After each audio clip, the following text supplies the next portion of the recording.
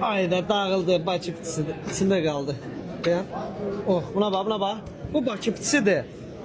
Üstü dağıldı da mən qəşəng çıxardamədim. Buna bax, buna bax, buna bax. Ya. Oh, buna bax. Bu 2 nəfərlikdir. Bir də 2 dənə pitisi, Bakı pitisi, çörəyi, turşusu, murşusu. Bunlar eləyir 20 manat. Buna bax. Buna bak. Oy dedi, oy elim yandı.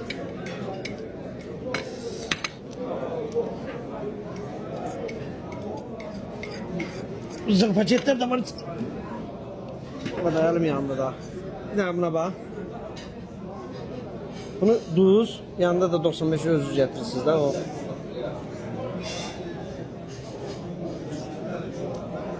Şakipçimiz de var. Ama bunun yeri tamam başka. Bunu yiyecekler bilər. Bunu diyorum 24 saat faaliyetteyim. Eyvallah. Gel.